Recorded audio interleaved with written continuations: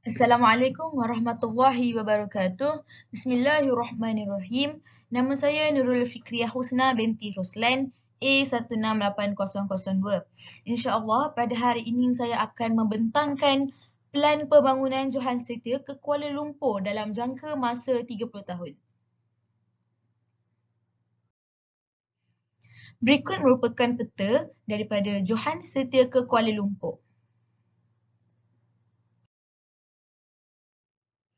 Definisi bandar mapan.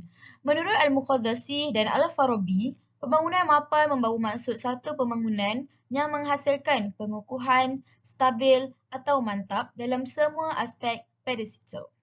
Motif pembangunan mapan ini ialah untuk cita sempurna atau dikenali juga sebagai right to development. Maksud pembangunan mapan dalam Islam pula ialah seperti mana firman Allah Subhanahu Wa Taala dalam surah Al-Qasas ayat 77. Berdasarkan firman Allah Subhanahu Wa Taala itu, tindakan islah adalah menegakkan kebenaran dan mengurangkan kebatilan dalam pembangunan merupakan ciri utama pembangunan mapan. Pelan pembangunan Johan Setia ke Kuala Lumpur. Menurut Jabatan Perancangan Bandar, perancangan adalah berkait rapat dengan masalah semasa sesuatu tempat pada satu jangka masa tertentu. Ianya berfungsi sebagai satu cara bagi menyelesaikan masalah atau merupakan cara-cara untuk merancang secara terbaik. Secara umumnya, perancangan adalah merupakan satu proses yang berterusan yang bukan hanya terlibat dengan penyediaan pelan tetapi juga merumuskan cara-cara dan peringkat-peringkat ke arah penyelesaian masalah. Terdapat 3 peringkat pelan yang perlu disediakan, iaitu pelan yang menunjukkan keadaan semasa, pembangunan yang ditetapkan dan pelan cadangan.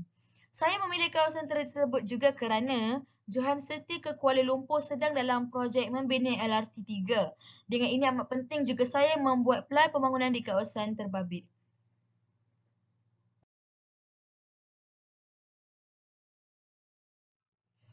Pembangunan yang ditetapkan bagi stesen LRT Johan Setia ini juga adalah stesen transit aliran ringan LRT yang melalui pinggir bandar Johan Setia, Klang, Selangor, Malaysia.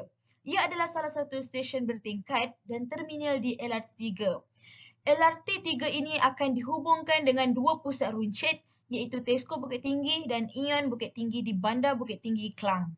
Selain itu, depot penyelenggaraan bandar utama Klang Line adalah terletak di sebelah stesen LRT Johan Setia.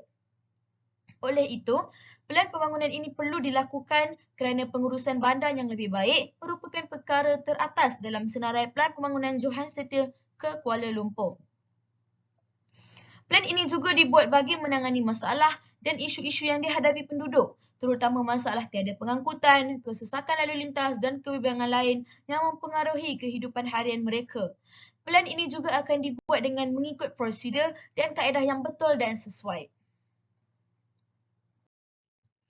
Aspek-aspek ekonomi, alam sekitar dan sosial juga perlu diberi perhatian dalam pembangunan pelan ini. Raja 1 merupakan pembangunan yang ditetapkan iaitu jalur rel sepanjang 37 km dengan 26 stesen, 25 stesen bertingkat dan 1 stesen bawah tanah dijangka beroperasi pada 2024. Manakala Raja 2 dan 7 adalah LRT 3 yang sedang diusahakan. Gambar tersebut diambil oleh saya pada 2 minggu yang lepas sebagai bahan untuk gambaran pelan projek akhir saya. Daripada 26 stesen di sepanjang talian, 13 stesen berpotensi untuk pembangunan berorientasikan transit TOD masa depan. Berikut merupakan peta transit aliran ringan LRT 3 Bandar Utama Klang.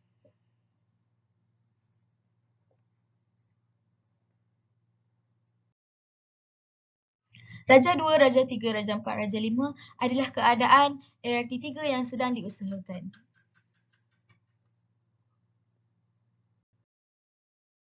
Begitu juga dengan Raja 6 dan Raja 7 yang diambil oleh saya sendiri.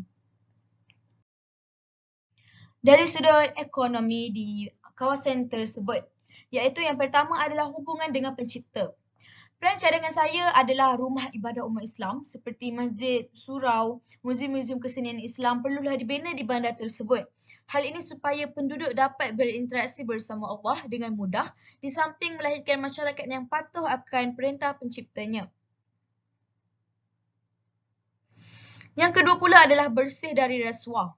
Kawasan penempatan utama mereka seharusnya dikekalkan, manakala hartanah di kawasan kejiranan pula tidak boleh diubah kepada tujuan komersial ataupun mengambil mana-mana rasuah kerana ia akan berkompromi dengan soal keselamatan dan kemudahan lain untuk komuniti.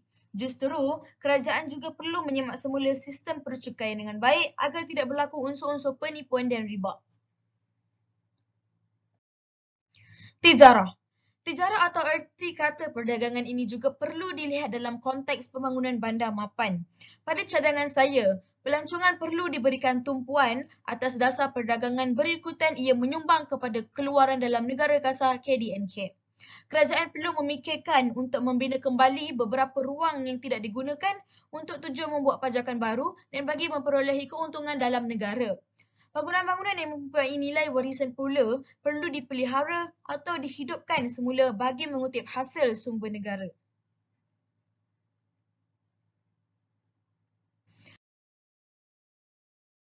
Dari sudut alam sekitar ataupun aspek alam sekitar adalah dengan memelihara bumi dan penjagaan flora dan fauna. Pada cadangan saya adalah dengan menerbitkan visi baru untuk plan pembangunan ini seperti sayangi flora dan fauna demi kesihatan bumi dan isinya. Hal ini adalah bagi mengingatkan masyarakat untuk sentiasa menjaga alam sekitar di mana sahaja mereka berada. Kedua, kerajaan perlu mengajak masyarakat bercocok tanam dengan memberikan baja percuma di setiap satu rumah.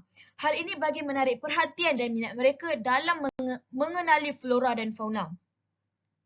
Pembangunan yang ditetapkan seperti LRT3 membantu dalam mengawal penjagaan alam sekitar juga kerana ianya adalah projek kereta api pertama di Malaysia yang menggunakan aplikasi teknologi hijau termasuk pengekalan air, penjimatan tenaga dan aliran udara semula jadi.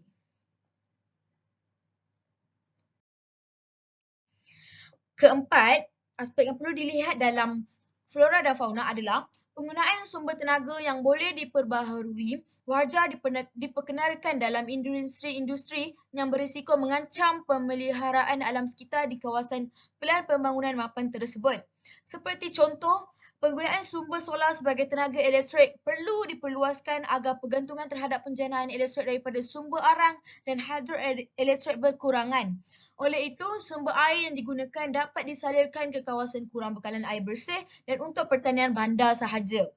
Kelima adalah dengan memperbanyakkan iklan-iklan di papan tanda ataupun billboard yang melibatkan selebriti dalam kempen mengitas semula dan sebagainya. Masyarakat dan sesebuah organisasi perlu menjalankan kempen kesedaran terhadap alam sekitar ini.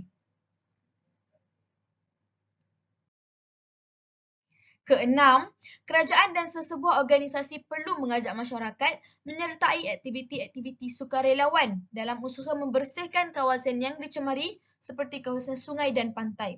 Ketujuh adalah dengan mengetatkan undang-undang seperti memberikan hukuman atau denda yang berat kepada pemilik-pemilik kilang dan industri kecil atau sederhana yang membuang sisa-sisa toksik ke dalam sungai maupun laut. Kelapan adalah dengan amalan kita semula juga perlu dilaksanakan oleh kesemua masyarakat di sesuatu kawasan tersebut supaya kesejahteraan alam sekitar tercapai.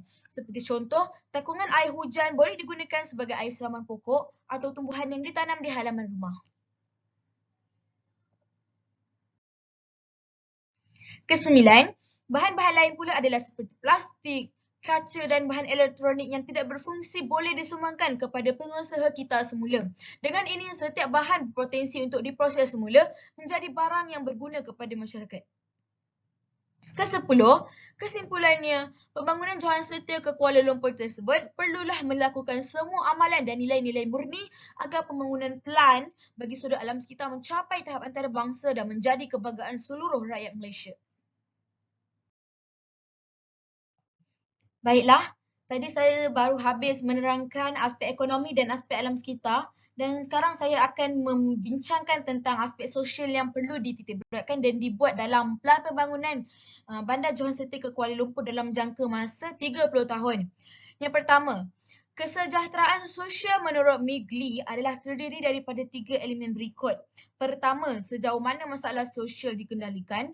Kedua, sejauh mana keperluan dipenuhi. Dan ketiga, seberapa tinggi peluang untuk maju. Ketiga-tiga elemen ini berlaku dalam kalangan individu, keluarga dan juga seluruh masyarakat. Oleh itu, dalam Pelan Johan Setia ke Kuala Lumpur terdapat masjid bandar diraja Kelang, bank, hospital dan pelbagai pusat membeli belah seperti pasar raya, kedai makan dan beraneka kedai yang menjual pelbagai keperluan penduduk setempat. Hal ini dapat memudahkan masyarakat untuk melakukan aktiviti seharian mereka dengan mudah di samping memenuhi segala keperluan dan kehendak mereka. Gambar Raja 1 hingga 9 adalah gambar yang diambil sewaktu saya pergi ke lokasi untuk mencadangkan sebuah plan ini.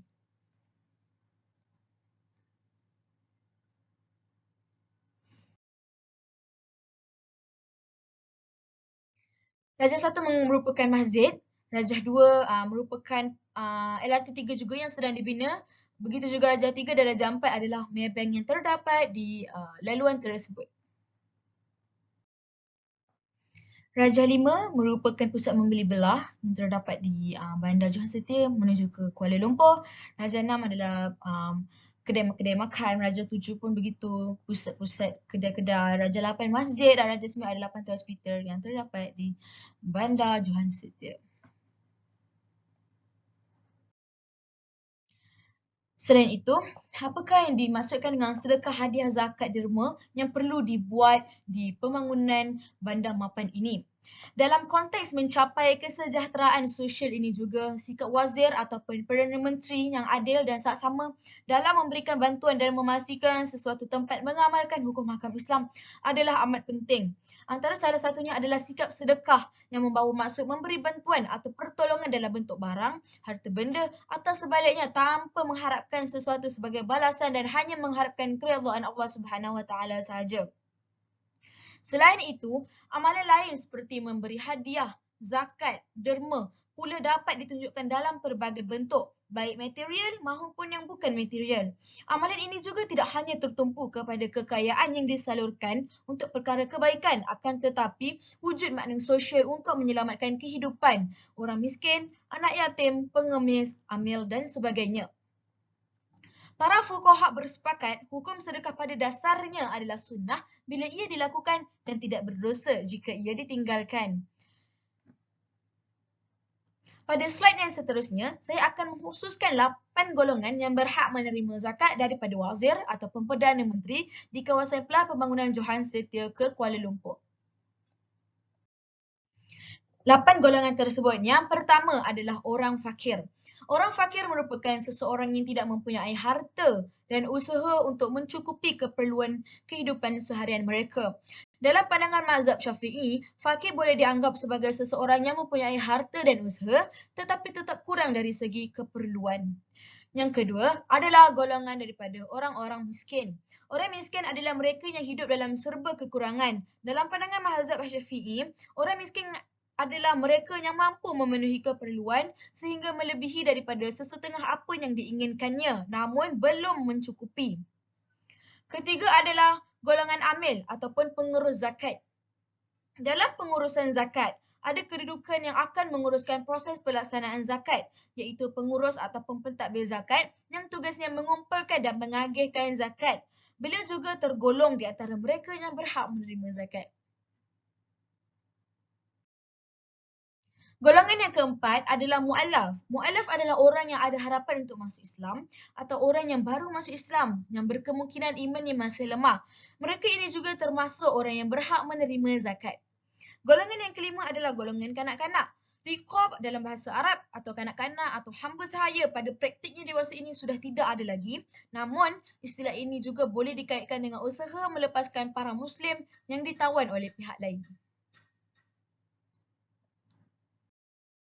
Golongan yang keenam pula adalah orang yang berhutang. Seseorang Muslim yang berhutang atau gharim dalam erti kata Arab termasuk dalam penerima zakat. Jumhur ulama berpendapat gharim dapat dibezakan menjadi dua golongan. Pertama, seseorang yang berhutang untuk kepentingan diri sendiri atau keluarga.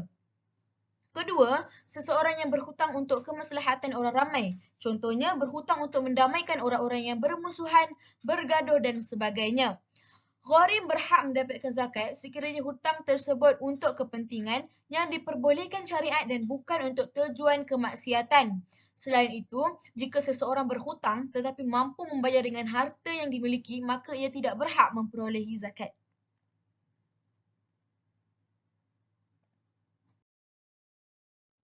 Ketujuh pula adalah golongan fi sabilillah, iaitu ke jalan Allah. Adalah seseorang yang berjuang untuk kepentingan Islam dan para muslimin. Dalam hal ini, fi sabilillah juga tidak hanya semata-mata sebagai mereka yang berperang secara fizikal, tetapi juga mereka yang mengerjakan kebajikan untuk kemaslahatan umat manusia. Dan yang ke-8 adalah Ibnu Sabil. Ibnu Sabil yang dimaksudkan itu ialah orang yang sedang dalam perjalanan, bukan yang menderita dalam perjalanan dengan tujuan hanya untuk bermaksiat. Berikut merupakan 8 golongan orang yang berhak menerima zakat yang perlu diberikan oleh wazir-wazir di Pelan Pembangunan Bandar Johan serta ke Kuala Lumpur. Hal ini juga adalah bagi menjadikan bandar tersebut berjaya dan masyarakatnya hidup dalam keadaan aman, damai dan sentiasa mencapai keredaan Allah Subhanahu Wa Taala. Sekian, terima kasih daripada saya, Nurul Fikri Husna binti Roslan A168002. Yang baik datang daripada Allah Subhanahu Wa Taala dan yang buruk datang daripada salah diri saya sendiri. Assalamualaikum warahmatullahi wabarakatuh.